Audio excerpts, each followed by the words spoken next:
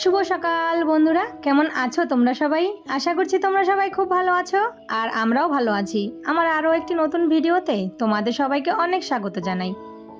আজ হচ্ছে বৃহস্পতিবার আর এখন বাজে ঘড়ির কাঁটায় ওই সকাল 7:30 মতো। তবে চলো আজকের ভিডিওটা এখন থেকেই শুরু করছি।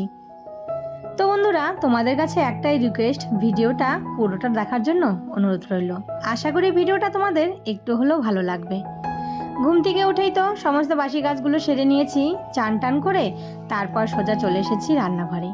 এইদিকে রান্নাঘরে এসে হাজব্যান্ডের টিফিন বানানো হয়ে গেছে। তো এইদিকে পরোটা করেছি, হাজব্যান্ড বলেছে পরোটা করে দিতে। আর সাথে তোমার মাছ আছে, মাছের ঝোল আছে, তো তো সেটা দিলাম। আর হচ্ছে একটা ডিমের অমলেট করে দিলাম। তো এইদিকে টিফিন পাঠিয়ে দিয়েছি। তারপর এই যে দেখো চা বসিয়েছি আর চিনির কৌটোটা খালি, তো সেই চিনির কৌটোটা এখন ভরে নিলাম। আর জানো তো আজকে বাইরে কিন্তু প্রচণ্ড পরিমাণে বৃষ্টি হচ্ছে। সেই সকাল সকাল বৃষ্টি শুরু হয়ে গেছে। কয়েকদিন গরম দিয়েছিল, আজকে বেশ একটু ঠান্ডা আছে। আর এদিকে চা বসিয়েছি, তো এদিকে আমার জন্য লাল চাটা ঢেলে তারপর এদিকে দুধটা দিয়ে দিলাম। আগে না লাল চা খেতে ভালো লাগতো না, কিন্তু এখন আবার খেতে খেতে অভ্যাস হয়ে গেছে। লাল চাটা খেলে না সকালবেলাটা ওই গ্যাসটা হয় না। যাই হোক, এইদিকে রান্না বসিয়ে দিয়েছি। তো আজকে কালকে হাজব্যান্ড মাসকাবারি বাজার তুলে এনেছে। তো আমাদের না মাসের প্রথম দিক থেকেই বাজারগুলো তুলে এনে দেয়। তো এই যে চালের প্যাকেট এনেছে, তো তো সেই চালের প্যাকেটটা খুলে এখন আমি ডামে ঢেলে নেব। আর এই চালের প্যাকেট খুলতে কিন্তু বেশ ভালো লাগে, একটা রশি ধরে টানলে একবারে সব কিন্তু খুলে যায়।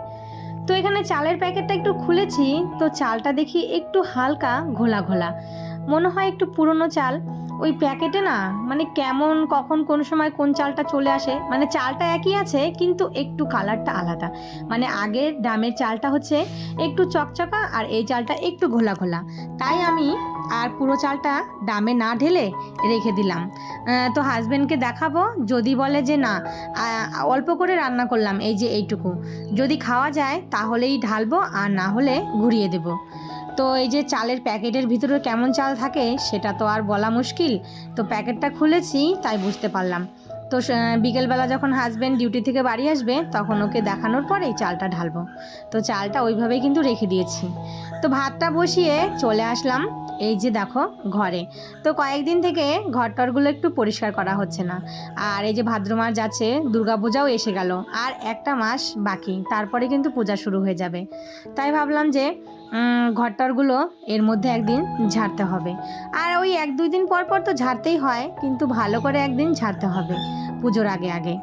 তো এইদিকে আমি ঘরটরগুলো পরিষ্কার করছিলাম, আর ওইদিকে দেখো এই যে আমার দেওরের মেয়ে এসে আমার পিছনে ঘোরাঘুরি করছে।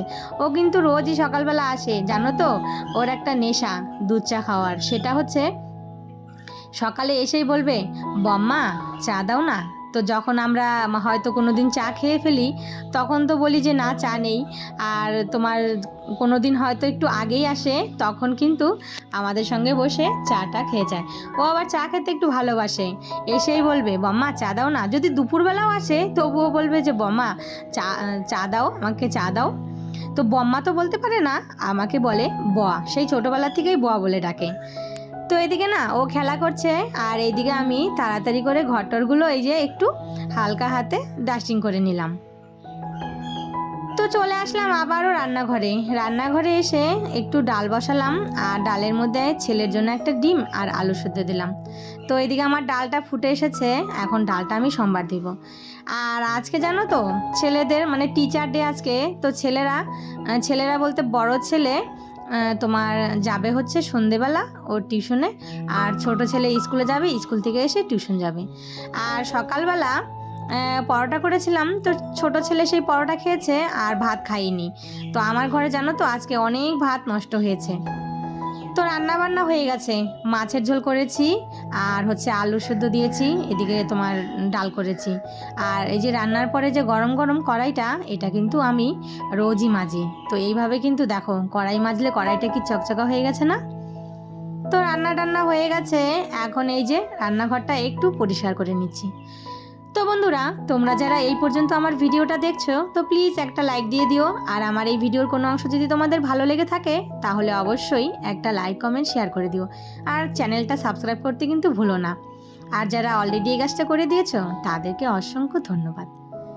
আর এই যে দেখো আমার আজকের রান্না, এখানে আছে আলু সেদ্ধ, ছেলের জন্য মাছ ভাজা আর একটা ডিম সেদ্ধ দিয়েছিলাম, আর নিচে মসুরির ডাল আর মাছের ঝোল।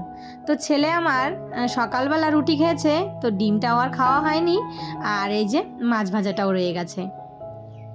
তো এরপর অনেকটা সময় কেটে গেছে, ওই বিকেল মতো বাজে এখন। তো ভাবলাম যে মাসকাবারি বাজারগুলো সমস্ত গুছিয়ে রেখে দিই। আর আমাদের বললামই তো যে মাসের প্রথমেই মাসকাবারি বাজারটা কিন্তু হাজব্যান্ড তুলে এনে দেয়, ওই যা যা জিনিস লাগে। তো এখানে কিন্তু পুরো মাসের বাজার আছে, এখান থেকেও কিন্তু আমার অনেক কিছু বেঁচে যায়। আবার যেটা হয়তো আনতে ভুলে গেছে সেটা মনে পড়লে পরে নিয়ে আসে। এটা হচ্ছে ঠাকুরের ধূপকাঠি, আর এই যে দেখো ডালের বড়িও এনেছে। প্রথমে সংসারে সমস্ত গ্রসারি জিনিস কিনে যেভাবে টাকা সঞ্চয় করি, এইভাবে কিন্তু মাসের প্রথমে সংসারের জিনিসগুলো কিনলে কিন্তু আমাদের জানো তো মাসে অনেকটা সঞ্চয় হয়।